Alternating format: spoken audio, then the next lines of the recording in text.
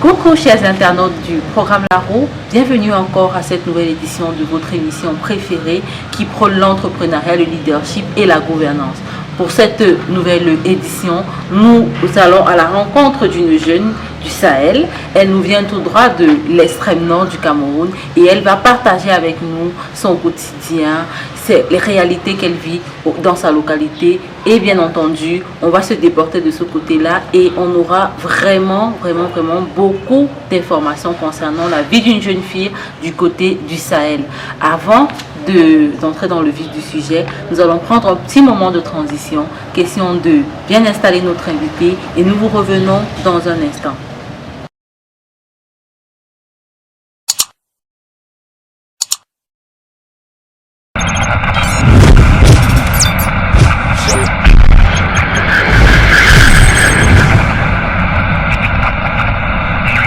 Nous sommes de retour sur ce plateau et nous sommes actuellement en plein tournage au siège de la Dynamique mondiale des jeunes, ici au Conseil Mendon. Et nous sommes en compagnie de notre invitée du jour. Elle nous vient tout droit de la région de l'extrême nord. Elle va se présenter, elle va nous parler d'elle, de son quotidien en tant qu'une jeune fille du Septentrion. Bonjour, heureuse Hermine. Bonjour. Et bienvenue sur ce plateau de La Roue. Merci. Je suis très heureuse d'être sur ce plateau en ce jour. Et je salue tous les internautes. Je suis Moukao Hermine. Je viens de la région de l'extrême nord, plus précisément de Maroua. Je suis de Doukoula, dans le maillot d'Anaï. Je suis agent technique médico-sanitaire de fonction. Ah, tu es agent technico-sanitaire. Agent technique médico-sanitaire. Agent technique médico-sanitaire. Ah d'accord, ce sont des infirmiers ou alors ce sont des techniciens de laboratoire. Peut-être c'est un mot un peu étranger pour moi et peut-être pour les autres internautes. Non, c'est le laboratoire. Ah d'accord, bon, les agents de laboratoire. D'accord. Et quel est ton quotidien dans le Septentrion en tant que jeune fille? Comment tu passes tes journées? Bon, en tant que jeune fille, j'aime bien m'amuser. Je passe mes jours, mes journées, soit à l'hôpital. Et quand je rentre, je m'amuse. Ah, tu travailles déjà, tu as déjà un hôpital dans lequel tu exerces depuis la fin de ta formation? Bon, je suis en stage pour l'instant. D'accord, donc vous êtes en stage dans quelle localité? Dans votre localité de base ou alors dans une autre localité dans le Septentrion?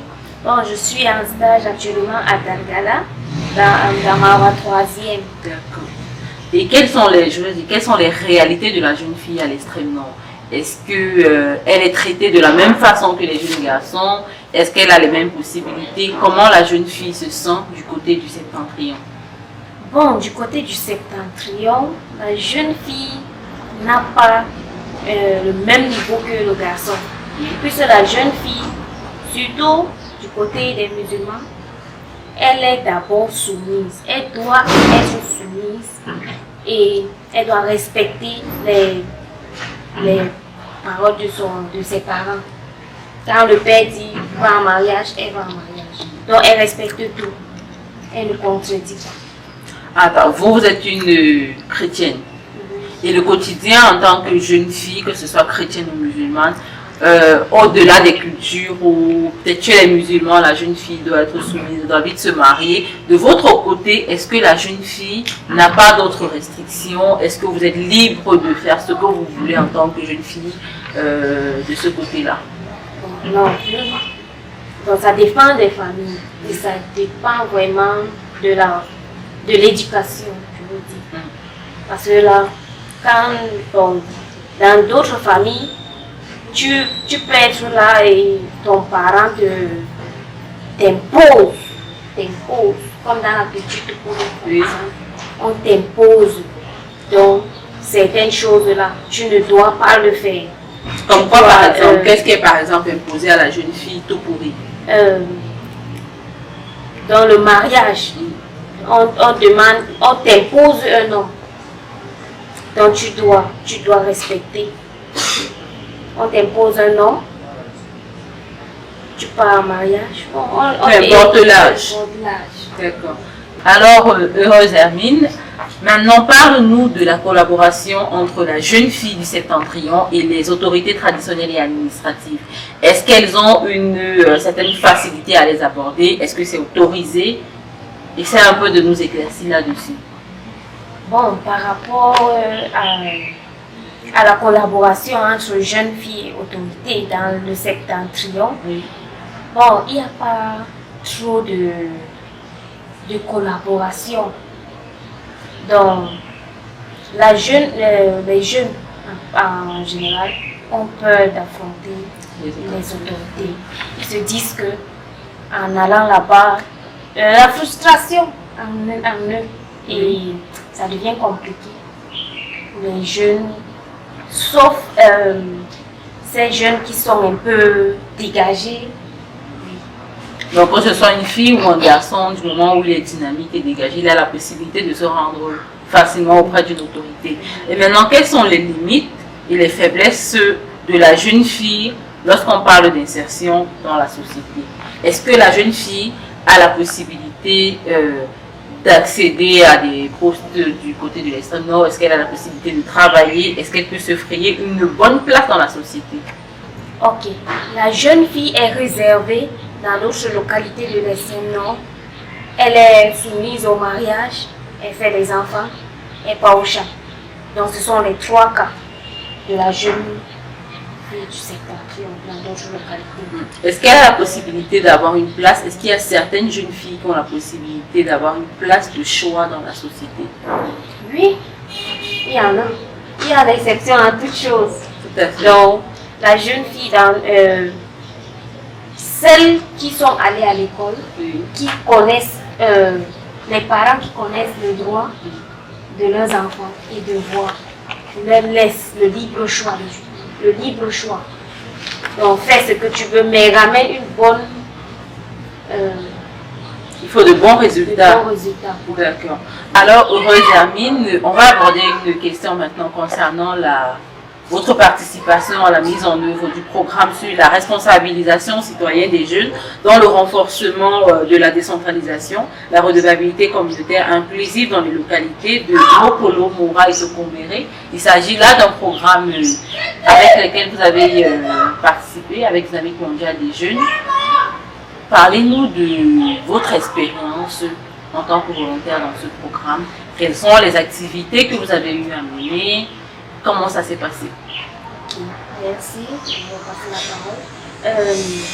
Par rapport au programme Reculec, nous avions bien avant cela participé aux ateliers sur l'analyse du contexte, c'est-à-dire comment analyser les faits qui se passent tout autour de notre société, Oui. et surtout à l'extrême nord,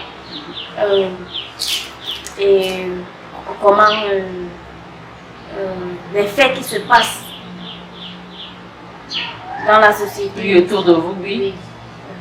Et ensuite, nous avons fait sur la communication stratégique, sur comment aborder une autorité, comment lui parler poliment, Oui.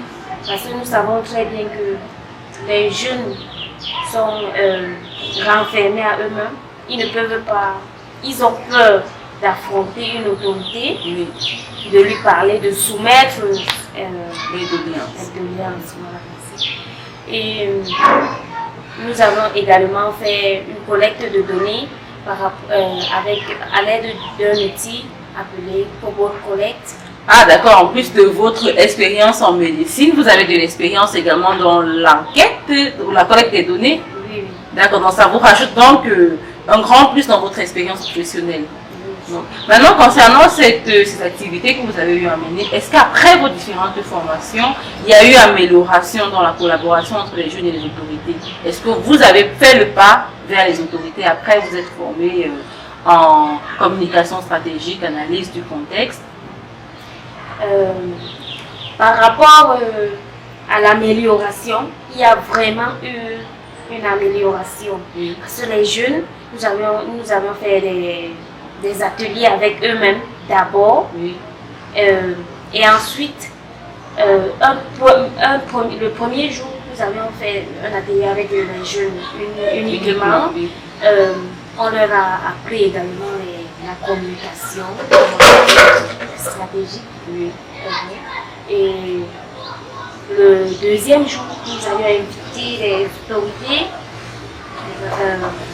les autorités à participer. Ils sont venus et ils ont vraiment accepté l'invitation. Ils se sont présentés, ils ont échangé avec les autorités, Oui. parce qu'il y avait des groupes dont le préfet, le maire, le commissaire,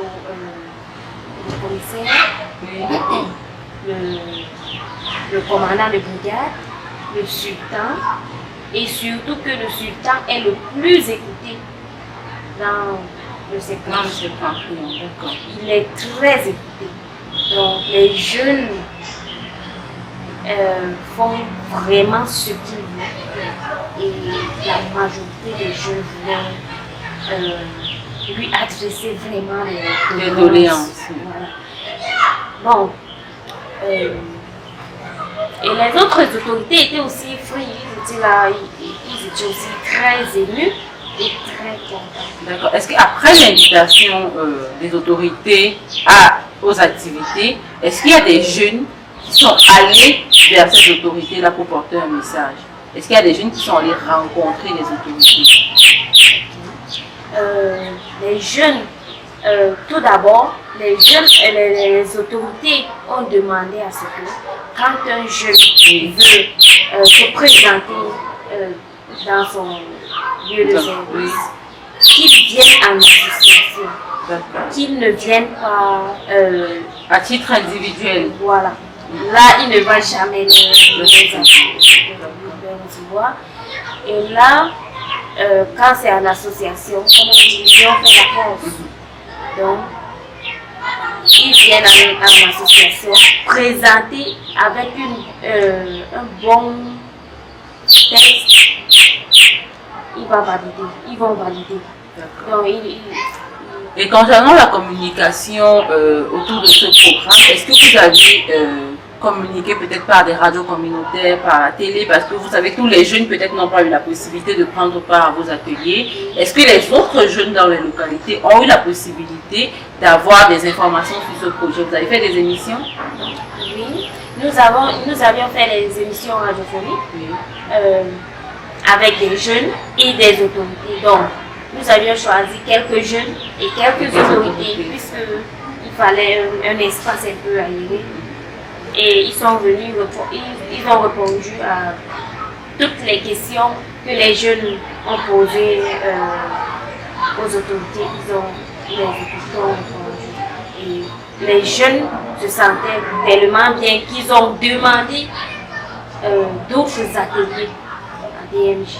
D'accord. Et dites-moi, quels sont quelques exemples des messages que les jeunes avaient apportés aux autorités? Quelles étaient les différentes doléances des jeunes auprès des autorités?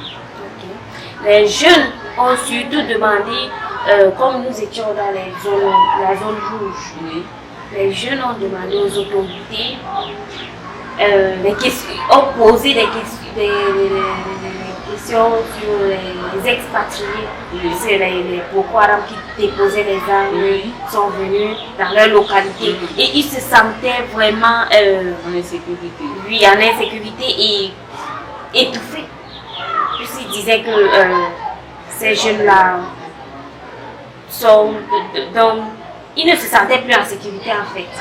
Ils demandaient donc aux autorités de faire quelque chose, de créer un espace pour ces expatriés, de créer un espace pour eux. D'accord, donc on a dit d'une part, les autorités ont invité les jeunes à venir vers eux en association car l'union fait la force, et d'autre part, les jeunes ont lancé un appel à l'aide auprès des autorités pour des questions de sécurité parce qu'ils ne se sentent pas vraiment à l'aise avec les personnes qui ont déposé les armes après avoir fait partie des groupes Boko Haram. Donc vraiment C'est un peu ça le climat de votre côté, question collaboration entre les jeunes et les autorités. Oui.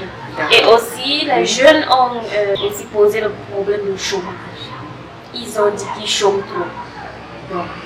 Et bon, les autorités leur ont dit que le chômage vient quand c'est toi-même qui fais.